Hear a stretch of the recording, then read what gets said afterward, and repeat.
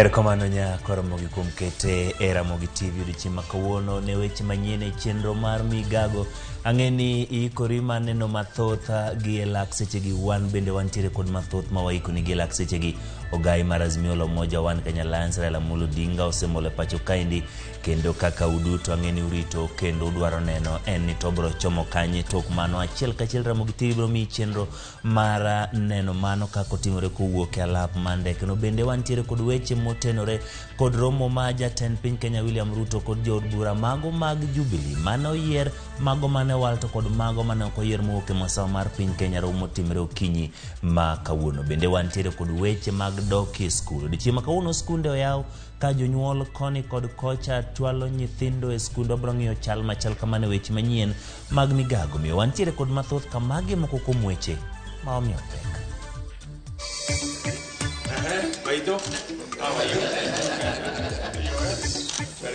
Jatend piny William Ruto timo romo kod jood bura mag duond bura mar Jubilee mawuok masawa mar Kenya. Agenda en mane? Ogai mar Azimio Raila Odinga ochano romo magala moro malalruok gi jopiny e alap makam kunje kinde ma oduogo e pacho ka kawuono. Sikunde ma pacho ka oyaw e chakruok mar tam mokwongo e kinde ma jonyuol to yuago ngima matek.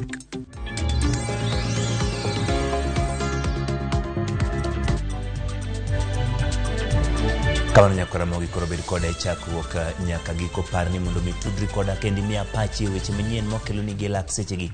Namba na 336 bende yudo achiel kachiel kokale Facebook page marwa mar RAMOGITV, Twitter @RAMOGITV, bende chak yudo achiel kachiel kokale Facebook page marwa kanyo mar RAMOGITV to koda e YouTube. Nyinga Ochieng' Manuel. Jatend piny Kenya William Ruto ochukogno kendo puodho chik ewi kaka idhi yier commissioners manyien mag IEBC. Paro mar chikno ne okadh gi senators juma mokadho ka gigeto yudo chenro mar manyo joma biro kawo thuolo mag commissioners manyocha odhi e rutaya. Keto kogno e chik ma kamano nyiso ni duol matayo chenro ko mag od bura Parliamentary Service Commission biro bedo gi ji ariyo e apudno ma biro bedo ka yier commissioners mag IEBC. Motelo, duolno yande bedo kod ji 4. Chikno bende ochiwo thuolo ne kamati mochung' ne riwo duond buche Political Parties Liaison Committee mondo owal jokanya achiel e aput ma kamano. Riwruok mar okinde LSK bende biro walo ng'at achiel e aputno. Riwruok mochung' ne din bende biro walo ji 2 e aput ma biro yiero commissioners manyien mag IEBC.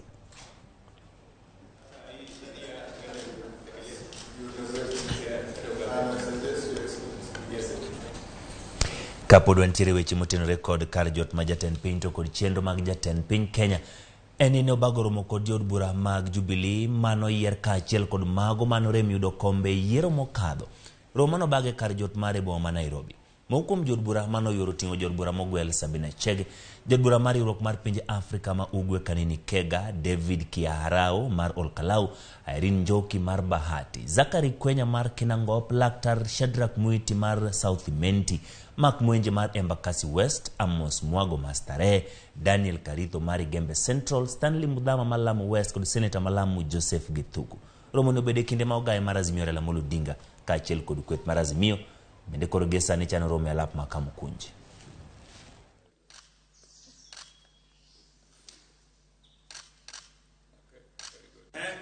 Habari Mwenje, habari ya Embakasi West.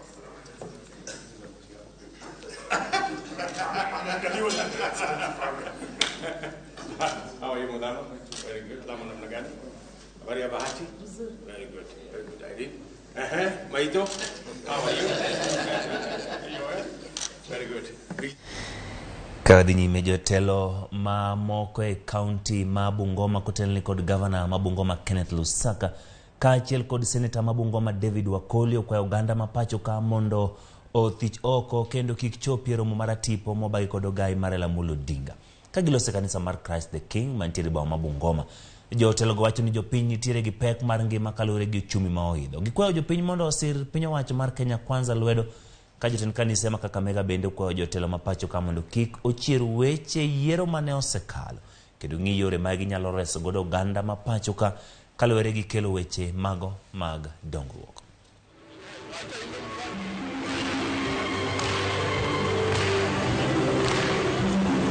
Mambo ya maandamano, mambo ya nini is the wrong time. Ni kama wewe unataka msichana ameolewa, ameenda amepata mimba, anaanza kulipa maji na bado unasema tunataka kuoa yeye. Kenya haihitaji siasa sahi. Serikali inaposema kweli inataka kusaidia watu wetu, tumaanishe, tuwasaidie. Watu kule nje wanaumia sana. I think what we need to discuss right now, we need to discuss on the way forward for our country. The reason we are done with election, and I believe those who are trying to bring back what happened to election, they don't love Kenya. Let us hold hands together with the government which is in power to make sure that we bring change. Tukianza kuingia katika mambo mengine ya siasa, tutaleta furuku na tutaleta vita katika nchi yetu ya Kenya ambayo hatuhitaji. Let us focus to our president ili kwamba tuendelee mbele, atupe maendeleo ama tuone vile nchi yetu inaweza kupona. Kauke weche gomoten record romo no makamu kunji kora chiel kachiel wabro bedo kwa mi weche moten record duogo Raila Amolo Odinga en yo gaya mari rog siasa mari Azimio la Umoja osechope pacho ka kuoke piny Afrika ma milambo kendo chomo romo ma ibago ya lap makamu kunji e bor Nairobi ka watu diregi Walter Nyambaga malu chenro mar Raila kendo miyo ler mar wachni Walter erokamano kuom tudri kod weche manyien mag Migago wan gi ler ni Raila Amolo Odinga ndege mano obiro gode pacho ka osechopo kendo ne omolo ya lap mandeke ma JKIA Jomo Kenyatta International Airport bende kora chiel kachiel wuodhgi mar dhi alap makamu kunji bende koro chal ka gima osechako miyo ler ni to kowuok JKIA jotelo mage mane oromone to gin gi chenro mane gi lakseche gi untiere kanye. Jigi Manuel kachel kawuok la parndeke ma Jomo Kenyatta International Airport edo yo machok JKIA ogaye mar Azimio la Umoja wan Kenya Raila Odinga osemolo ka kod ndeka la papla ma gie seche gi ndio pie pap makaendi kendo nyaka gie seche gi to bilo mana wach gi jodito mag Azimio la Umoja ma osechopo kaendi mokelo kanyakla jatend Wiper Party Kalonzo Musyoka mokelo kanyakla kata mana jatend DAP Eugene Wamalwa kendo jodito mamoko kata mana Goro mar Jubilee mano Jeremiah Kione na chiel kuom jodito mochopo ka mokelo kanyakla kata mana gavana machon ma Kakamega Wycliffe Oparanya kendo jodito mamoko jo od bura mago mokelo kanyakla mago mag Azimio la Umoja wan Kenya Land bende osechopo kaendi chenro mare igeno ni biro wuok lap mar ndeke kaendi kendo gibiro tiyo kod apaya maduong' ma Mombasa Road ka gi sudo mos kendo gi nimo ka Odinga biro bede moko kuom geche matiend gidongo ka payo ni oganda kochopo e dier boma kanyo endo kama bende angne gi luwo apaya ma Ilasilasi ka gi ndunyo ng'wech nyake e chiro maduong' ma Mudhurwa mabende igeno ni kopo ni lwasi obedo makare bende nyalo ting'o mana lwete nyako chop e alap mar suke kata mana mar romo ma Kampunji seche giendi pod wantiere alap mar ndeke ma JKIA kama seche giendi Odinga bilo wach gi jodito mag Azimio la Umoja kendo moko kuom jogo ma osechopo kama kana seliekoni okelo jodito mak mana ni nyaka chop seche gi pok oyangore ni jatend na Kenya Martha Karua mano bedo kaka jalup Odinga en welaro content piny Kenya yiero mokalo to pok ochopo ka achiel koda moko kuom jodito kata jo od bura mantiere riwruok mar Azimio la Umoja wan Kenya Land duond bura mar Jubilee ma bende okinyi ma kawuono ne osedhi nyime koda yudo twak kod jatend piny matiyo gi seche giendi ma bende en ogai mar UDA oluoro William Ruto okinyi ma kawuono mak mana ni kaka chenro ni osebedo ka koro dhi ng'wech kaendi en ni thuolo machuok kwa seche giendi tok twak kod jodito mosemolo mondo romne ka to kachiel ng'wech biro chakore ka ji thinyore ka wuok gi rangach mar JKIA ka bende obiro mako apaya maduong' mar Mombasa Road. Jitengo Manuel Kononi kod penjo nikech chal ka gima koro ng'weni endi dwa thinyore nikech chal ka gima koro osechakiri jok ma odina apaya mondo miyo yud thuolo mana mar thinyruok. Nitie jodito moko ma bende osechopo ka arita kwe oredi malich mokalo wan kanyo kod obila mokwore apaya kaachiel kod alwora mar lapar ndeke kaendi nyaka chop seche giendi jolarita kwe nyalo paro kanyo ne oreko kwa kod kweth mar Azimio la Umoja wan Kenya Land mondo migi yie gikwaw arita kwe jodito mopogore opogore bende chal ka gima omedo donjo kaendi Tigi Manuel wachich ni mano nyalo bedo moko kuom jodito mag Azimio moja modonjo kanyo gi gari man kod king'ora mang'ur malich mokalo mana kaka nateng'e kodi ni arita kwe orudi malich mokalo kendo igeno jarita maket kod mano ema biro dhi gweng'wech nyaka biro timore kamano ma chopi alap mar Kamkunji. Gima nyaka ing'e nyakora Mugajwa ng'en ni moko kuom twak ma igeno ni biro dhi lak toka lingo pino de pacho ka okelo kanyakla mano twak makoro pinyore motenre kod duoko mawuok mag IEBC motenre kod duoko mago manolandi to kod mago ma jago oporo mopondo ma dho lieti dendo ni whistleblower oketo ayanga ne riwruok mar Azimio moja.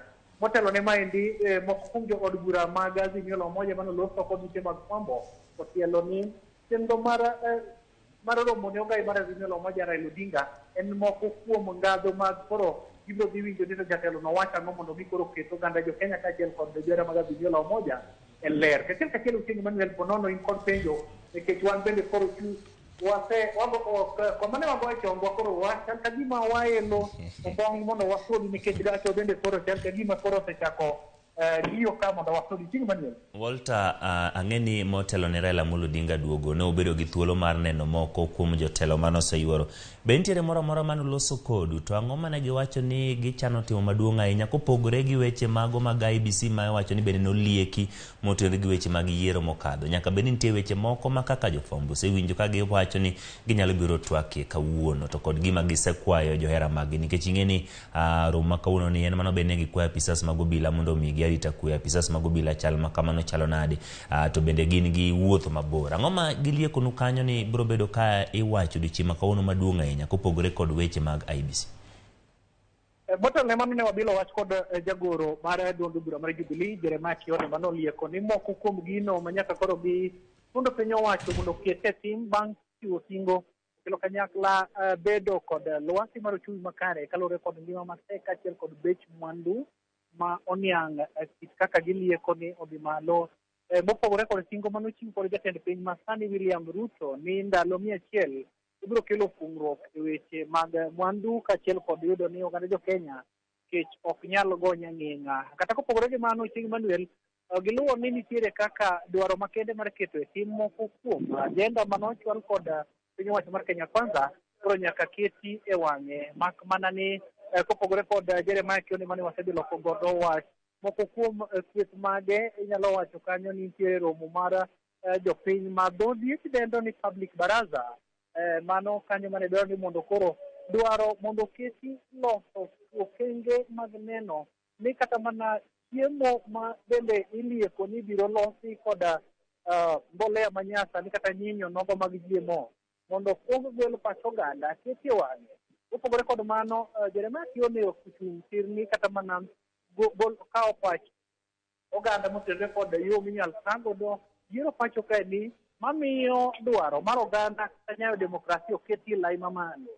Ochieng' Emmanuel mano mana moko kuom gigo mane wasebilo gi jodito giendi eka bende moko lieko ni mapok gibiro dhi lieko nwa kwachopo e lap mar tuke Kamkunji nyaka chop seche giendi Kalonzo Musyoka okoyudo thuolo mar loso gi ute mag fwambo kideno kaluwore kod iluongo ni yungri maka kod kacha mar neno ni chenro ni odhi kare kaluwore kod dwaro makende mar pongo bedo kod chenro mong'ith mar neno ni ogai mar Azimio moja Raila Odinga ochopo kendo oloso kod jopiny ma onge kod ng'ikruok ka moko kata maling'ling mag romo makir kod mane opogore kod gigo mathinyore kowuok e duol mar IEBC biro dhi mulo mago mag ochumi manyasani kaachiel kod lwasi kod nengo mag mwandu mapacho kochiegni Manuel. Erokamano Walter Nyambaga kuom miyo ler kowuok e alap mar ndeke mar JK nyakwaro Mugajwang ogai mar Azimio moja wan Kalans Raila Amolo Odinga oseduogo e pachoka ka bende koro gima en ni pod gitimo romo kapok gichako wuoth achiel kachiel kowuok e alap ndeke ma JK gibo tiyo kod wang' apaya maduong' ma Mombasa ma ji ong'eyo kaka Mombasa Road ma gibo donjo godo e alap mano mar Kamkunji. Ramogi TV wang' wantiere kuno bokelo ni kaka chenro makamano dhi nyime kowuok boma ma Nairobi wadhi achiel kachiel nyaka kadho wad nam chumbi kama wado tudre achiel kachiel kod joja oko motenore kod romo ka romo mane Rick Obage Mombasa ne jokanyo ma komiti moyiedhi mano romo mar od bura ne ogore Luanda bang' jod bura ng'anyo ka giyuak ni nyaka sani pokor ne gi omenda mag CDF mano ne obeni gitiyo go de chenro mopogore opogore. Jobura go ywak ni deko mar chwalo CDF no ne kuonde chung'ute bura oserocho chenro magi mathoth kamoting'o siro somb jopuonjre ma sani dok e skul. Achiel kachiel watudre kod Jojako. Jojero kamano kuom yudo thuolo maloso kodwa e chenro mar Migago. Yango ni to ng'ur mag jod buragi ne gin magi motenore kod mato. Ang'o ma gidwaro mondo mi otim eka mondo romo no dhi nyime, to en ang'o ma bende nyalo bedo moko kuom weche motenore kod mano momiyo romo kama gino ok dhi nyime. Erokamano ahinya awinji maber kowuok e kaunti ma Mombasa, kuma kama ntiere ni agoyo tach e hall mane onego beni jood bura mawuok e tunge piny duto ne romo kae odiochieng' ma kawuono, kuma ne gichano bede gi romo mane dhi chiegni mar jumbe 2 nyaka tarik 4 dwe manyien mar twak ewi chenro mopogore opogore matudore gi weche mag dongruok mar gwenge kata ute bura magintiere. Kata kamano gimotimore ni en ni bang' chopo kae ndiye okinyi ma kawuono jood burago ne jobotore ma jowuok oko duto e hall ma kamae ka gikoni ok ginyal dhi nyime gi romo ma kamae ka omuom monego beni chwalo e aguch omuom mag CDF pok ochopo, to chutho ni mar kawuono ni jopuonjre mathoth ne chako dok e sikul, to thothgi osebedo koketo geno margi kuom omuom mar CDF. Omiyo gikoni dwarogi mokwongo ne ni nyaka beni ni piny owacho ni onego beni keto e tim wach neno ni gichwalo omenda mag CDF e bengi kata e accounts go mondo mi jopuonjre oyud pesa ma kamago. To kamano ok nyal timore, gikoni ok gine tiende mar dhi nyime gi romo ma kamaendi. Hall mantiere ni kinyalo neno ng'eya kanyo endo en nono,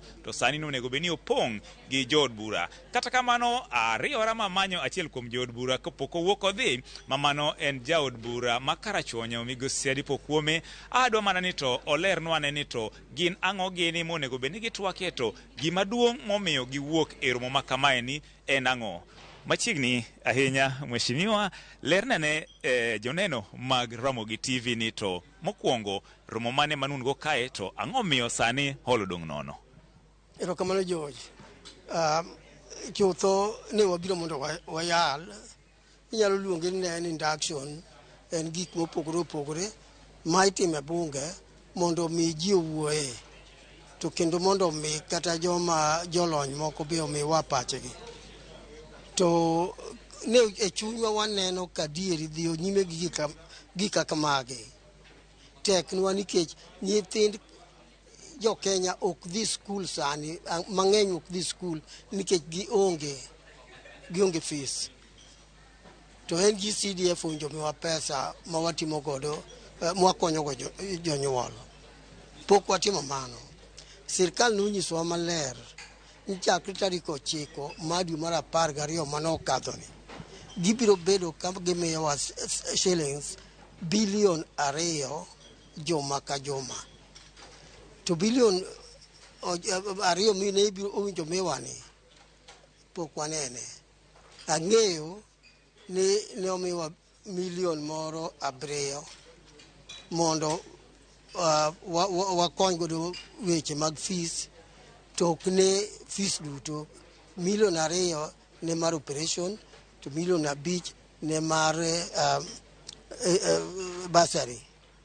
To kata milion 5 ng'eni en nothing, onge milion 5 kodi itimo gang'owa molo to kaka Karachuonyo kama nyithindo ng'eny kendo ng'eny, onge gima inyalo timo gimano. Tim ni rachnwa ni sirkal owuondowa, nikech nyaka ne akinde nyaka sani pok wayudo gimoro mana matin ma wachono. Mae mowang'o i jobunge ni ok wanyal bedo ni wabiro kae wayalo mana gik mamoko, to wach nyithiwa mok dhi sikul ni to onge ng'a wuonwa. Wadagi ni ka minister ok obiro kae mokonwa ni pesa koro osedhi account, to onge gima wayalo.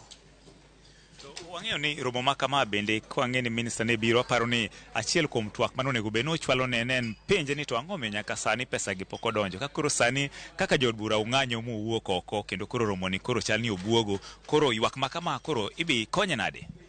Chutho kowinjo bende romo kodwa ni kok omiwa pesa ni. Ma gima owinjo nosechulo chon, nosechiwe chon mokalo, mondo wabed kode gi yie, wabed kode gi respect, wabed kode gi luor mowinjore.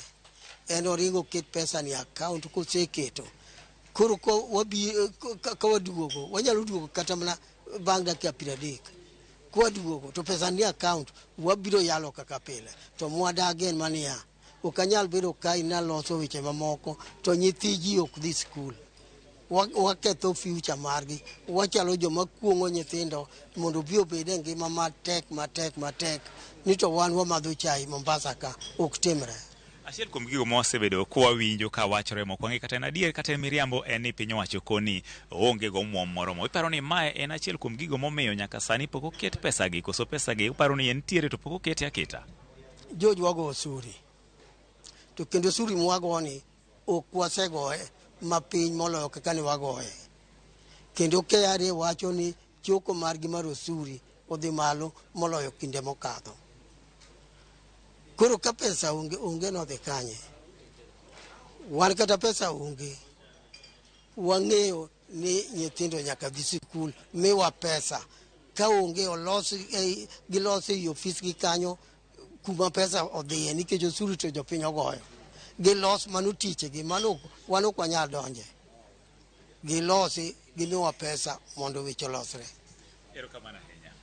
Erokamano ahinya. Mana kaka iwinjo mano mjumbe mar od bura makarachuonyo Migosi Adipo Kuome katemo mana leronwa gino momiyo ging'anyo ne romo mano onego beni bedo kaendi chiegni e thuolo mar jumbe ariyo mabiro ka gitwak e chenro mopogore opogore maluwore gi dongruok mag ute bura ka achiel kuom gino mokoni omono gi bedo e romo makawuono en ni piny owacho pok oketo omwom e ogucha omwom mag CDF monego beni konyo jopuonjre to chutho chakre kawuono ni ma jopuonjre onego beni dok e sikunde mopogore opogore. Kowuok e kaunti ma Mombasa ni Ramogi TV, nyinga en George Aoko. Erokamano George Aoko kuom tudri kodwa kendo miyo waler kotenore kod romo mar jood bura mabende winjo kimiyo dhok kanyo ni obuogo matene ni ok en mano ma ok ochopo kare to winjo ka jood bura wacho ni gima gidwaro ni koketnegi omenda ok ochuno ni nyaka obi en gino ma koseketo omenda to kata ma bang' dakika 10 to gidhi nyime gi yalo.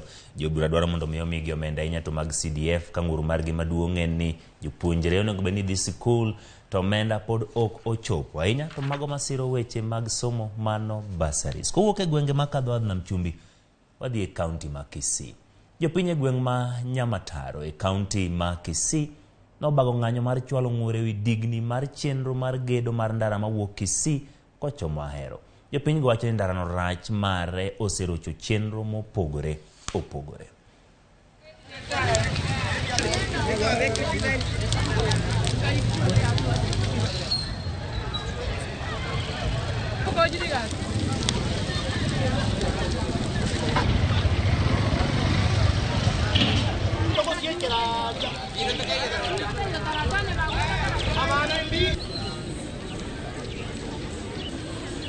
Hii barabara imechukua miaka 4 kutengenezwa.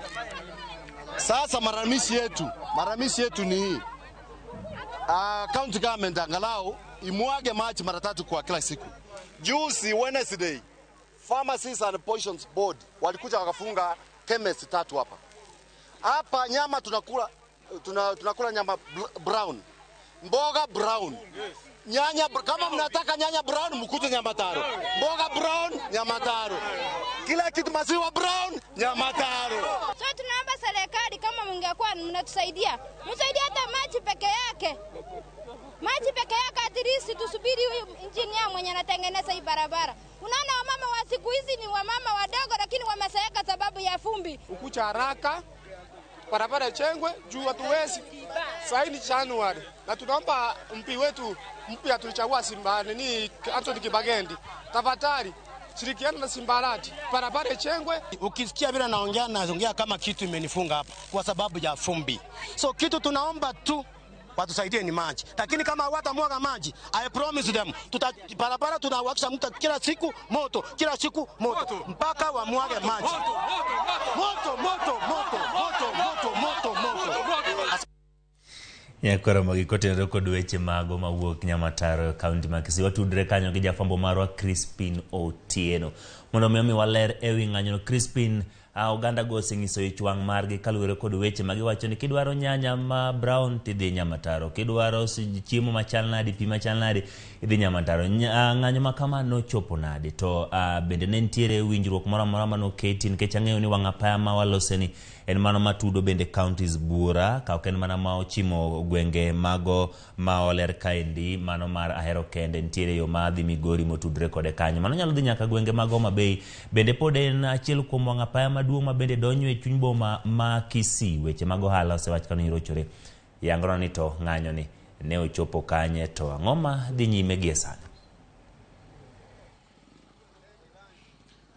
Mana kaka iwachono awinje makare wabiro na achiel kachiel kawuok apaya ma Kisii kochimo Ahero kamiluongo ni Nyamataro ka e kama ji kata jopiny kawuono nowuok kar romgi okinyi ma kawuono kendo geng' apaya ni kuom seche 2 chakre saa 3 nyaka kar saa 5 ka barabara ni ne onge ng'ama nyalo kalo jok matiyo kod nyamburko jogo matiyo kod pikipiki onge ng'ama ne nyalo luwo ka kendo ne gitiayo mach barabara ni mondo mi ginyis ichwang' margi kaluwore kod kaka buru osebedo ka ndara ni ma ka kuma ne giywak ne en kama romo kilomita 1.5 ma osebedo ka owe kendo pok olosi kuom higni moingo 3. Mana adwa ni mondo anyisi kaka nyaka sani weche chalo kata ka bed ni sani koro oyaw polisi nodonjo kendo noyaw barabara ni inyalo neno mae kaka weche chalo e apaya ni ma Nyamataro kendo magi gin moko kuom jouso maka bende osebedo ka ywak kaluwore kod buru ma osebedo ka ng'eny. Inyalo neno kama ondik ni the furniture people nitiere jago moro ma uso kombe kanyo owuok kendo oteng'o kombe mouso kanyo mano nyiso kaka weche chalo ka kendo buru osebedo ka chando jogo ma uso gigo mopogore opogore. Sewinjo kaka mine ywak tiere jogo mawacho ni gin ok olornegi nyaka kuonde ma gitiye jogo ma uso yedhe jogo ma uso nyaka ring'o onge kaka ginyalo timo tijegi e apaya ni mar Nyamataro kaluwore kod buru mosebedo ka tiape gwengegi kendo nitiere nyaka jogo mosebed ka itere osiptende mopogore opogore kaluwore kod buru mantiere gwenge ma Nyamataro. Mana kaka ginyalo neno moko kuom jogo mawuok e gwengegi moko Homa Bay moko Siaya adwa ni mondo alosane kodgi ginyiswa ne nyaka sani gin jok matiyo e gwengegi ma Nyamataro. Ang'o momiyo jopiny kawuono no oneno ni ber mondo giwuog oko kendo gilor apaya ma Nyamataro? Erokamano, an nyinga luonga ni Otis, nying mong'eyago dala iluongo ni Masumbuko. Barabara gomiyo ji nogomo kawuono, barabara nokadhre. Ne en gi buru moro kama nyalo miyo tuo kaka last week nyocha kadho kama bedo matuo motero osiptal. Koro miyo kawuono ne ji ogomo nikech kata lotege king'iewo to lote otimo buru kichamo do timo lo kata iluoki. Koro ji noamua kata ring'o king'iyo buchari ni olore nikech buru. Koro miyo ji nogomo kawuono ni ndara ni kawuono ok lure. Koro ji ne luoro ge side ma yo jok vila kocha. Omiyo no wagomo kawuono. Usebedo kata kod twak kod sirikal kata jogo maloso apaya ni ewi loso mar barabara ni chakre ne welos. Wasetemo mowuogi kata gi jo China maloso piny kacha giwacho ni tutakuja. Wasetemo moarito moatam moadhi nyaka malo town moatemo mondo olosnwa barabara kata olno kata pino kende to gitamore. Koro kawuono apani no wuogi seneta to omiyo kawuono olno pi. Yeah. Wadwa ni mondo los kendo gi bwana ni kapok waloso kod jomoko bende mantiere madwa loso kod hebu nyiswa ni iluongi ni ng'a iya kanye to in barabara ni oseinyieyo machalo nade? An iluonga ni Sayo Odhiambo aja Kabondo Kasipul. Barabara ni matiyo go okinyi kawuok dala nikech I operate from Oringa kabiro Kisii. Koro okinyi kidhi town iyudo ka en buru mok nyal kadho sami rwakori kata kidhi tich kata samoro iyudo ka customer dhi go town customer ok nyal yie maidh pikipiki kadhi go town nikech owacho ni buru ng'eny. Koro ng'eni wan joma tiyo pikipiki tich gidok piny nikech kikawo ng'ato embassy kidhi go town to oluoro Nyamataro. Koro buru ma Nyamataro osebedo ka hinyowa mang'eny to kata mine ma uso kanyo te kilwalo line no en buru mag onge ok gibed gi yweyo bed joma uso kanyo gima matimo kanyo ok timre maber kuom ndalo mang'eny. Sani koro en higa 2 nyaka nche gino buru no nyaka nche los barabara ne pure. Sani koro mana higa 2 to gini en gima osebedo kata mono kama oseng'anyo ma koro ng'anyo mar 4 telo mar 4 to kwang'eni lokruok dhi bedo kata lokruok ok dhi bedo. Koro kwayo en mana gavana mwa rito wa gi Kisii ka ni okonywe wach barabara ne. Anana losi kijako mugika mondo winya ni hebu tuambie wewe kama mkazi wa eneo hili la Nyamataro umeathirika kivipi kutokana na jinsi hali ilivyo? Tuliona asubuhi kulikuwa na maandamano, watu walikuwa wanachoma barabara hii kudhihirisha tu jinsi ambavyo wanaathirika kutokana na vumbi ambalo limekithiri katika eneo hilo. Kwa majina naitwa Benjamin Bosiro Kari. Mimi nafanya biashara hapa karibu Nyamataro kwenda town. Nafikiria hata wewe ukiangalia kuna vumbi nyingi hapa, hata wenye wako na hoteli hawausi, wenye wako na biashara mbalimbali. Hii vumbi imehatarisha maisha ya watu. Homa ndio hiyo, hatujui ni homa, hatujui ni corona. Mambo ni mengi hapa ambayo yametuathiri katika hii sehemu hii. Tunaomba sana serikali ya kaunti ishirikiane na wale ambao wanalima hii barabara, wamalize hii shida ili watu wafanye biashara. Najua vile watu wanarudi shuleni, wenye wanafanya biashara hapa hakuna venye wamepata pesa warudisha watoto wao shule. Kwa hivyo tunaomba kwa ukarimu, kwa unyenyekevu, ili waweze kutengeneza hii barabara na biashara iendelee. Mana kaka winjo mana kaka weche chalo ya payani ma wokisi kochimo ahero ke kamiluongo ni Nyamataro mago ka jopiny mosebedo kwa losogo wacho kaka buru mosebedo e barabara ni osebedo ka hinyo gi jogo mantiere kod ohala mopogore opogore gwengegi kaachiel kod jogo bende ntiere ma buru ni miyo gi nyaka tuo mar duol, omiyo pod gimedo mana kwayo sirikal mondo tim kar gima ginyalo mondo mi apaya ni olos mapiyo kaka nyalore.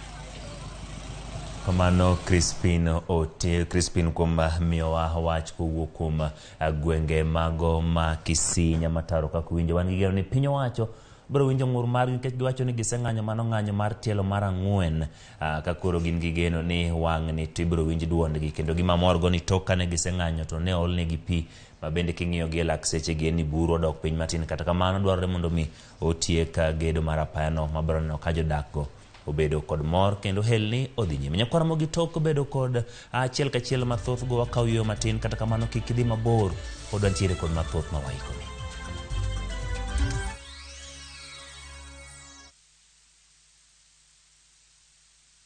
Raundi ya tindi kwa tigara botaka imenyasai maiga. Hosori enyira naende embouke gima. Wa? Biore. Nasai mbia na chorete. Haki nomboko boli mbai wana ina boli ga. Hozimba ta getinya kichi. Karo masachi hoteli yeye. Na erarochi. Ombogo tabu atinge baka. Itaite mutagochi. Otaite somoni yaku. Asenge njusa takiti bosoku. Kurende kende tige komutanga kurenda enibo amune mate yaye. Ayo montako ire kiaraiga. Engo kunere. Tengera ege teacher egosori enyeke gima yaruliriko aseviu sasa bono. Shabiki.com inakuletea the first ever Premier League's jackpot in Kenya. Predict mechi 6 kutoka ligi kuu duniani kwa kutumia shilingi 8 tu uweze kushinda 100,000 shillings kila siku. 6 Premier League's games. Cheza na 8 ball. Shinda 100k daily. Tuma neno PJP kwa 29063 or visit shabiki.com to play. Not for persons under the age of 18. Betting can be addictive. Play responsibly. Shabiki.com is authorized and regulated by the BCLB. License number 416. Shabiki.com.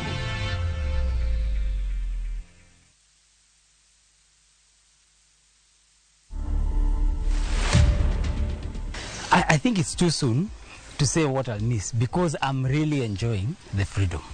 I'm really enjoying the peace. No pressure. The phone call, as Ndemo said, they've reduced significantly. Yes, you talk with a few people here and there, but it's just peaceful. I go to bed when I want to go to bed. I wake up when I want to wake up. I eat when I want to eat. You know, it's just very relaxed. The government was, you know, sometimes you don't eat. You ate breakfast, the next time you're arriving here 11, you know, a lot of work. So I don't know if I've yet started to mix. I think maybe in a month, 2 months. But for now, iko sawa. To watch this story and more, download the Citizen Digital app. Scroll left on the menu bar to the exclusive videos portal. Once here, scroll the videos and find this and many more exciting stories lined up for you. Click on the video to play and enjoy. Kenya's #1 app, Citizen Digital.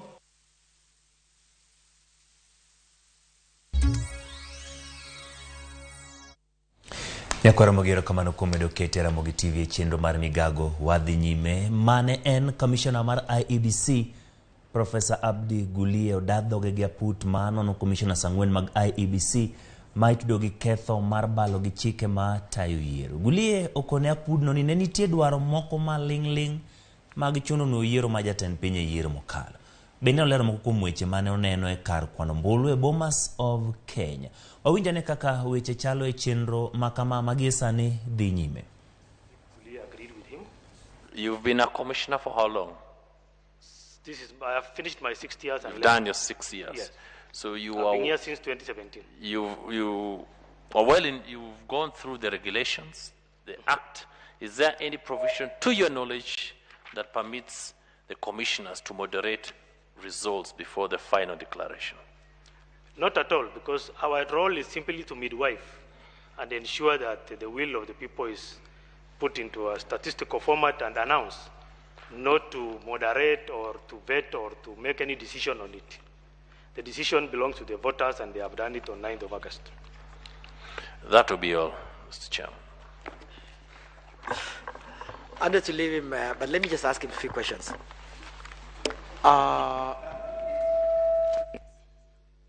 Sorry. Mr. Molu, when Zach, or it's called what? Zach, the advisory council. Speak aloud a little bit. I'm saying, sorry. I thought I could. Sorry. When the Security Advisory Council came over, what time was it again? They came in the morning, but we met them at 2 p.m. No, the meeting they were saying they want you to moderate the meeting took results. place at 2 p.m. 2 p.m. Yes. How long did it take? About an hour. Not still 10 minutes. 1 hour. About an hour. Oh, okay. Yes. But this time there are no results, because Gulia told us there were no results at this time. CEO was printing the final tabulation. The results are being done in such a way that as you finish verifying each and every polling station and constituency, it's cumulatively gross. I understand. Yes. But I think at this time when you are meeting NSAC, Yes. there are no results. No results before us. We didn't know who the winner is. So I'm just asking again, so what were you being asked to moderate? What the NSAC asked us to moderate. To moderate what results, and there are no results. Maybe they knew. We don't know, because the result has been on public portal for 6 days. But at least there are no results as per the law. To us, there is no result before us. Yes. But the portal has been on since 9th of August with a 99.8% transmission success. So any Kenyan, anybody in the world could have added the numbers and they know their result. So possibly, maybe the NSAC knew the results. That's why they're asking us not to announce specific candidate. This is Monday. 15 is which day? 15th was on Monday. But the portal shut down 2-3 days before. No. It didn't shut down? It did not shut down. Oh, I thought it shut down. I thought there was no live transmission. No. Okay. The portal was for public information. It was on. Okay. I thought it was shut down. Even during Supreme Court hearing, all along it has been on. Okay. Yes.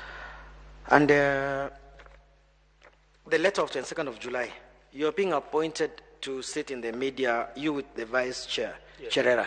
Yes. These are presidential elections. Yes. Marjan, who is basically your employee, is a team leader for tallying and verification of the presidential results. Alternate team leader. You were happy with it? You being a commissioner, being told to talk to the media, and then a CEO is being told to run the presidential elections. You okay with that? I'm very okay with that, because no role is more important than the other.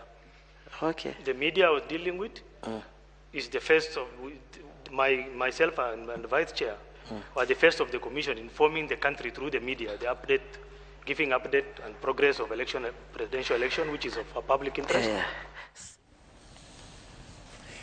Kwa Ramogi mano kanyo chenro madhi nyime motenore kod dayo dho mago commissioners mag IEBC ma bende tudo gi weche mano balo gi chike mag tayo yiero. En mano ma bro dhi nyime kendo report motenore kod mano bro kelo ni kanye weche manyien ma biro. Ka dhi nyime kamati mar Senate motenore gi weche mag ten loch gwenge nyobago romo kod tend county ma Meru kaachiel kod MCS edwaro margi ma kelo winjruok e kind governor bang' dwaro mathiche oko ne goyo Luanda. Kamati no mano telie kod jalup jakom mar Catherine Muyeka ne obedo kod romo kuom seche 4 ka ne oyango ni tok romo no gavana Kawira ne oyiero mo kod MCS kendo kelo winjruok. Speaker mar od burano Ayub Bundi oyango ni giikore mar tiyo kanyakla maneno ni oganda oyudo dongruok e higni 4.5 ma odong'.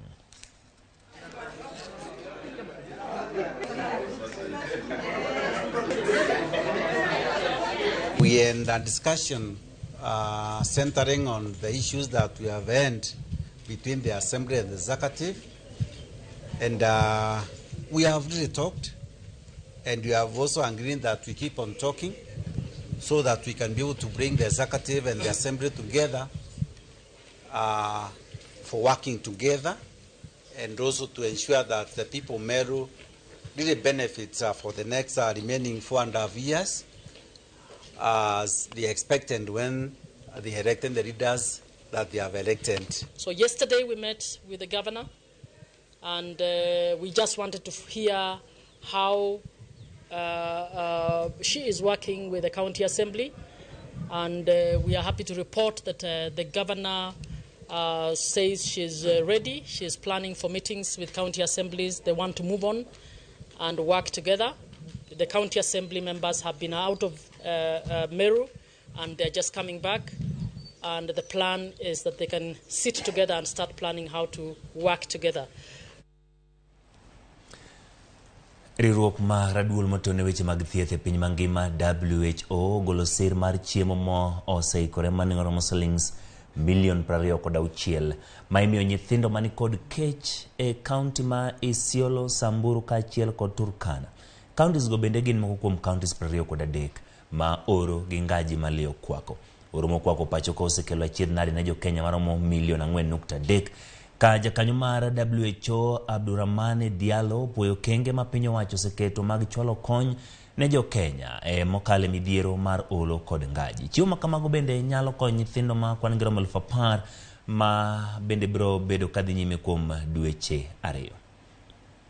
It is with great gratitude that we gather here today to officially receive the 5,000 cartons of Rutuf that is ready to use therapeutic food, valued at 26 million, which is adequate for the treatment of 10,000 children from 6 to 59 months who have severe malnutrition. Having over 4 million people under severe food shortage is an extremely difficult situation for any government and anywhere. We also applaud the response by the government and its partners in delivering the necessary support to these communities. As a country, we are going to work extra hard to ensure that we build resilience in health systems to be able to respond to all shocks, including climate change shocks like the drought situation we are dealing with. Kaudhi County ma Kirinyaga jopur kod jopith matimo ohand chak e masawa mar Kenya ogolo ywak e midhiero magikadhe kaluwore gi oro ma okwako gwengego. Jopith go wacho ni chiemb jamni nengo gi oidho kendo bedo matek timo ohandgi. Ka olose gweng ma Kibiriu, achiel kuom jopith go Mutai Muhiki wacho ni nengo mwandu go osebedo mana ka idho kendo onge geno ma gin go kaponi midhiero makamano odhi nyime. Chairman of Irrigation Board, Mr. Eric.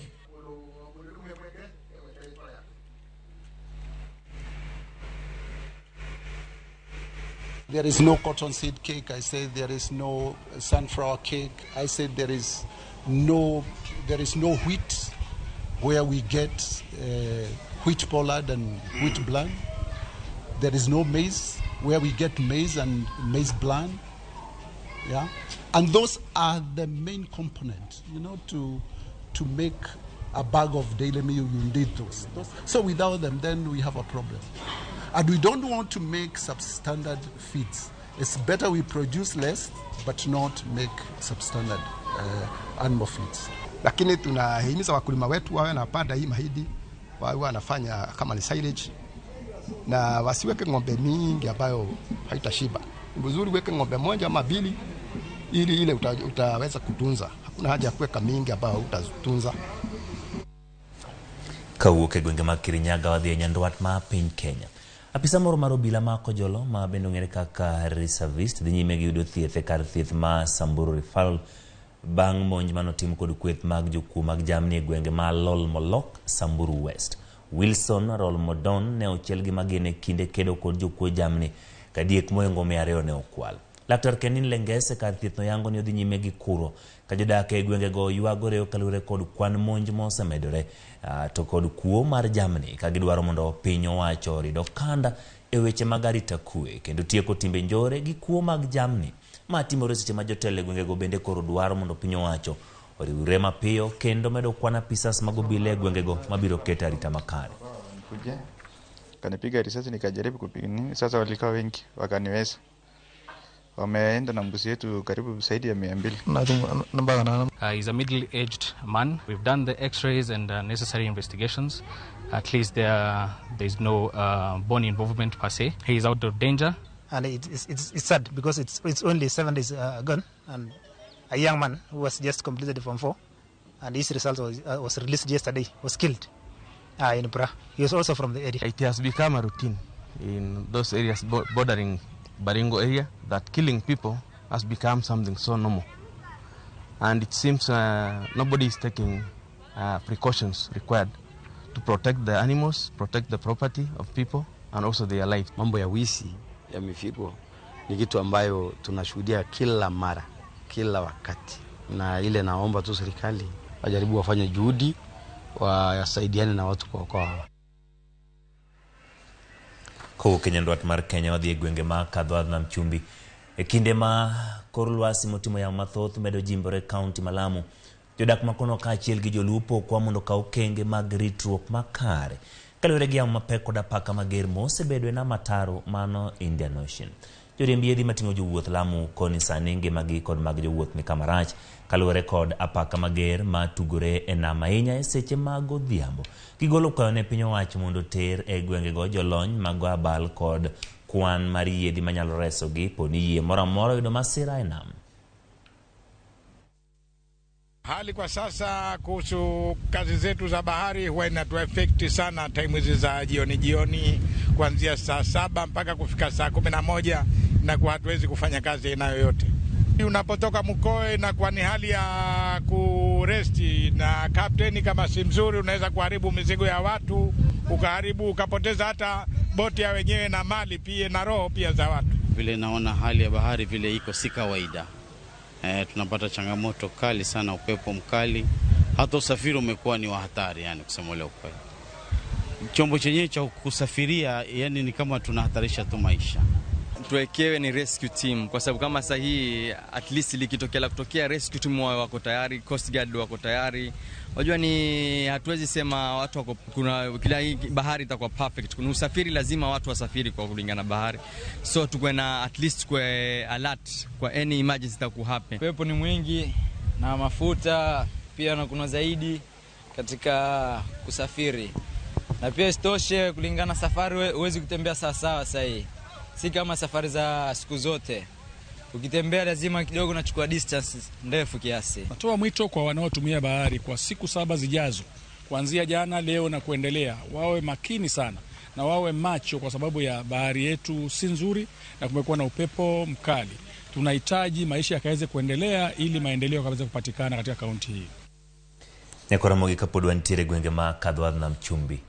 Rio mar rito alwora ka achiel kod manyo kibarua ne ochuno Mesha Kotieno ma en jadak madiani chuogo lony mar loso glas mag modho pi kod kuoto divai kotiyo gi chupni mowiti. Kaka jafambo marwa ma Mombasa Joja okoleronwa tij lwete no sani kelo buonjo ne oganda mathoth kadho nam chumbi mako ni glese gondi sore kendo lombo wang'. Chupni gi gin mago mokwanye kor gwenge to kod kuonde ma ipuke taka e Diani.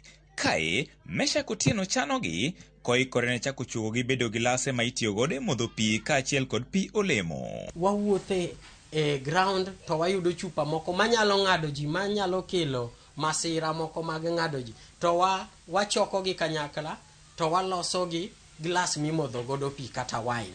Creativity ni e gik mane ipuonjo wa school. En gino mosebedo kotimo e thuolo mar higni 2 sani e gweng' ma Magutu Diani e kaunti ma Kwale. Masinde ni molose gi plastik motiyo godo e keto alama e chupa kama onego ng'adi. Kae orundo chupa gi lwete ewi masinde no kaeto ikudhe gi muya maliet mang'ado chupa no. Okoni en tich madwaro lony ni mar bang' ng'ade to koro chako rudhe gi sandpaper madiko kuonde mabith magidek ng'ado dho ng'ato matiyo kode. Seche ma wapogo chupa ni didek, piny mare ema waketo wine glass, kata water glass, kata candle glass, to mediere waloso taya ma joma loso iluongo ni gypsum, light, mag maridadi. Koro diere no waloso taya, wanyalo keto snake light, waloso godo taya. Malo mare ni waloso godo wine glass moketne stand minyalo methogo, kendo kinene tiyudo ka en very smart. Mtu yoyote tu akija kwa nyumba yangu akiziona tu anasikia raha, ziko unique. Tunatumia kukunywa nayo maji, vinywaji. Meshak koni chiro mar mwandu moloso nitiere kabende omor ni okang' makamano bende geto keto ler mar aluora. Tenda ng'eny ma jomose miya tenda kakoro mineno sanigi magi tenda mag ji. Onge glass moro kama nyanyisi ni ma ni free. Onge glass ma ni free ka. Magi mag tenda mag ji. To tenda go wa manage nikech an go jende ka maka wachako loso tenda go waloso. Naona muhimu imesaidia maana sasa hivi tumepunguza kama machupa nyingi, ukipita pale Neptune unaona machupa zimetupwa kando ya barabara. Sasa watu tunaipunguza, sasa zingine tunaenda na tuktuk tunasibeba tunasileta hapa. Koro tijini ahere nikech agolo glass e pipa, agolo glass kosewiti, agolo glass e bungu, makele kama, makete mobedo maler kama, makoro ng'ato nyalo kete e kabat, ng'ato nyalo kete e shelf, onyalo bedo maler. En gino mabende okoni konyo wuode madhi e sikul mosebedo katimo maber to chutho e lony mar somo manyasani midendo ni CBC. Kwa inanifanya nitengeneze vitu huku, alafu nikienda shuleni naweza tengeneza, alafu nikuwe namba 1 ama 2. Koro yudo ka gin busy. Koro ka gidok e skul, gimiyo jopuonj tich mayot nikech jopuonj wacho niya, jonyuol konywa uru, wan kaka jopuonj wagoyo patwa, but un kaka jonyuol umbe timuru patu. Koro pat mara kaka janyuol, mai pat koro maketo gi nyithindo. Kuna changamoto, sometimes unapata unatengeneza inapasuka kwa mkono na kukata, kama sasa kuna alama niko nayo hapa kwa mkono ishainikata. Lengo mara en wadwa loso gini obed maduong' kaka industry, kaka serikal menyo pinje moko mag China ka, e kaka koro wambe wadwaro ni walos girwa ka. Koro kik gimeny kocha, gimenywa ka. Kaka koro sani wadwoko erokamano ne Ramogi TV nikech gibire ground koro gimenyo waka. George Aoko, Ramogi TV, Diani, County Makwale.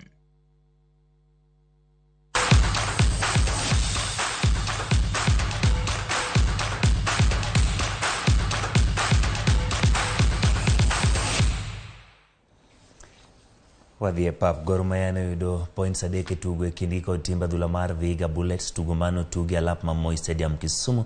Benson Omala ne yudo gol mokwongo e dakika mar 15 kama bang'e jobak ne onindo ka Vincent Otieno leo ne Vihiga gol ka gidhi yweyo half ka gin 1-1. Omala ne oduogo gol mar dakika mar 77 opira mar achoma kapok ne otieko leo dakika mar 84 manoyo ka Gor ogoyo Vihiga gonde 3-1.